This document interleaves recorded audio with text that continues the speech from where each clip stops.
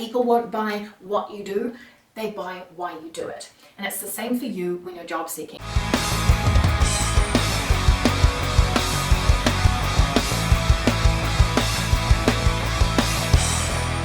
Hey badasses, welcome back to the Badass Careers YouTube channel. If you are the kind of person who wants to make what you do 40 hours plus per week matter, if you want it to feel energizing and fulfilling, then you are definitely in the right place. We are not here to do basic careers, we're here to do badass careers. If you're already part of the Badass Careers fam, then welcome back. Today we are jamming on a really interesting topic, which is around powering up your personal brand. Personal branding is so key, so important, and yet so overlooked. So I'm going to be diving into what a personal brand even is.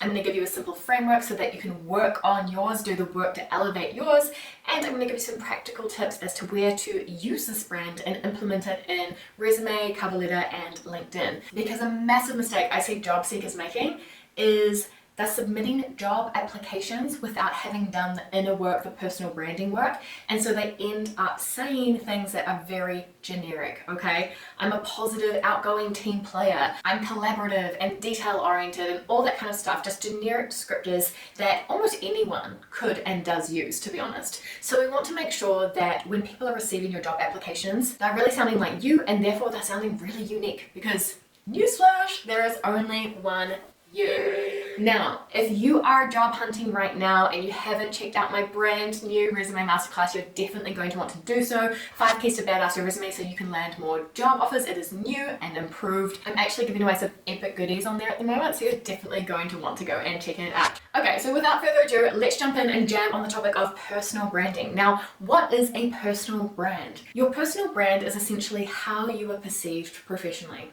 It's what people say about you when you're not in the room, okay? It is a perception, it's a judgment on you, or how you do things, what makes you different, what makes you special. You can kind of think about it as your reputation, a narrative around you, a story around you. It's essentially that first impression or that energy that you give off. Now, the thing with personal branding is that yes, it's really important when you're in your career and in your day-to-day and really being able to articulate what you do and how you add value and being able to network and influence and create that positive perception and that positive noise around you in a job. That's very important. But for job seekers out there, it's even more important because often the first time someone gets to shake your hand or get to know you, they're actually stalking your LinkedIn profile or they're double clicking and opening your resume, okay? So your personal brand needs to ooze through these marketing documents to really pack a punch. You won't necessarily have the opportunity to give your elevator pitch, for example, until you're actually in the interview. And I'm going to be honest, there are some harsh truths about the way the world works in here, right? Firstly, it's not always about what you do, it's about how you articulate what you do. We've all seen that person get the promotion who wasn't the most qualified, but they had the most noise around them. People knew who they were the most visible. They had no problem telling people what they did. They had no problem claiming credit for the things that they worked on, and they got the promotion even though there may be someone else more skilled but who had their head down working hard expecting to get the same results. So regardless of your experience and your accomplishments, none of that's going to come to life if you don't bring it to life. And the second harsh truth is that whether you like it or not, humans are judging, humans are perceiving, and they are making snap judgments about you. This is happening at the biological level, okay? We're not going to change that anytime soon, but we can influence what people are thinking about us. We can help them to connect the dots quicker, and we can help them to be impressed quicker as well with a strategic and intentional personal brand. Now, before I share with you a simple but really powerful framework on how to power up your personal brand, I want to introduce a concept by researcher Simon Sinek. You've probably heard of him. He has, I think, one of the most popular TED Talks of all time, and it's called How Great Leaders Inspire Action. And in this TED Talk, he's talking about what makes the difference between the companies and then the leaders that stand out from the crowd, that are different to the rest. So come on a journey with me for a second here, because it's going to be well worth your while understanding this concept. So Simon Sinek was looking into high-performing companies. He was looking into Apple, Facebook, Google, Disney, and he was trying to understand why some companies like these outperform their competitors year on year. Why do Apple continue to out-innovate year on year? Why are Disney and Pixar able to write such magical stories, okay, that just seem to be more magical and connected and human and emotional than any other company. And what he found these companies were doing differently was following the pattern of the golden circle. Now, the golden circle is like an onion model, and there are 3 circles. On the outer layer of the golden circle, you have the what. Okay, and this represents what organizations do. And every single organization in the world knows their what, right? They can talk about what they sell, what they produce, what they deliver, who their customers are. They all know what they do. And what they found is not every organization can articulate how they do what they do. How is it different, right? What are their unique strengths? What are the unique capabilities they bring to the table? What's different about them? What's their competitive edge? What are their values? How do they do what they do? So some can, some can't. But already at this level, we're starting to separate the high performers from the average performers here. Now, in the center of this model, you have the why. Why you do what you do. And what he found with these top performing companies who outcompete the rest over and over again is that they have a compelling why. And a why isn't to make a profit.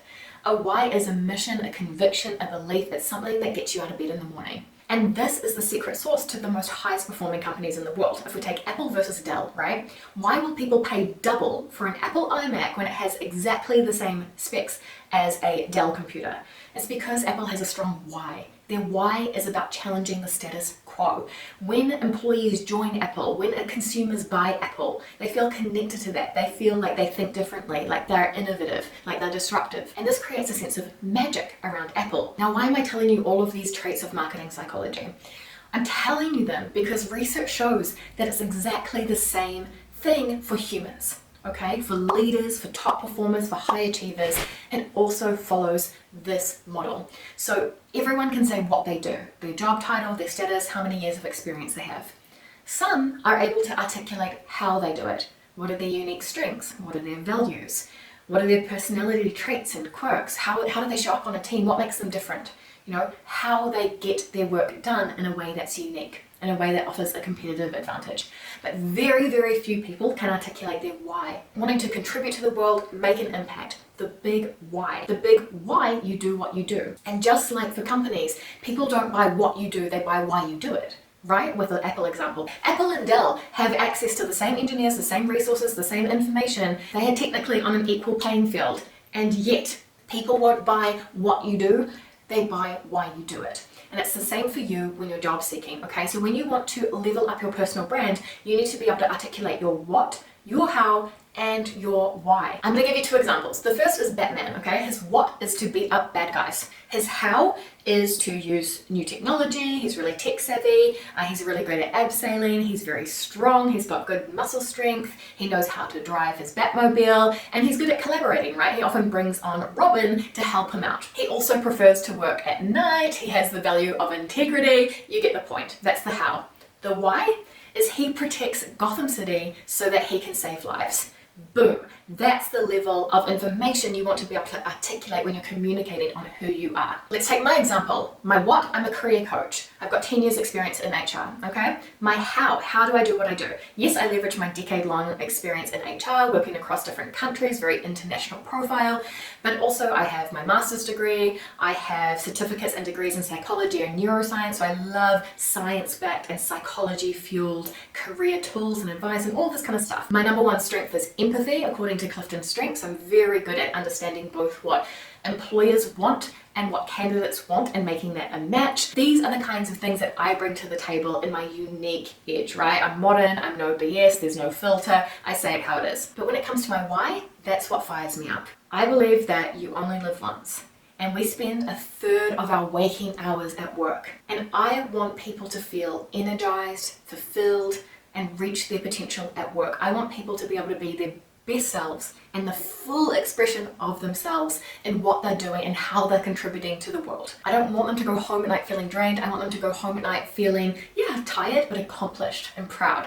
Okay, with still loads of energy to spend with their friends and with their families. And I imagine a society where there's this ripple effect of all of these happy people contributing massively and that just rippling throughout society. Okay, that's the mission that I'm on. And so people don't buy what you do, they buy why you do it. Do you see the difference in the power of that message there? Now, when it comes to actually using your personal brand, you want to make sure that the what, the how, and the why are woven through your communications, okay?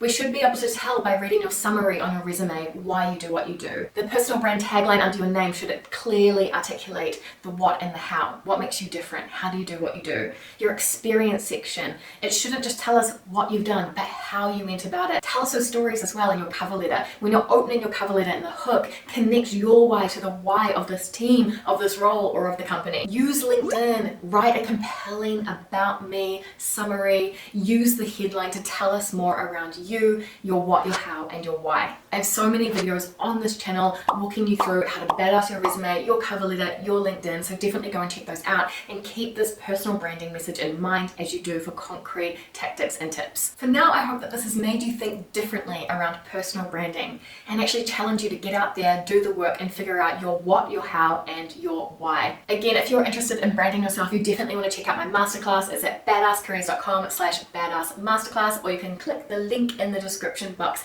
down below, because not only do I jam on resumes, but these are tips that can absolutely be used for cover letter and LinkedIn as well. And there are also bonus LinkedIn masterclasses and cover letter workshops to be won as well as part of an epic bonus giveaway. So definitely go and check that out. Until next time, friends, stay badass. I'll see you here next week. Bye.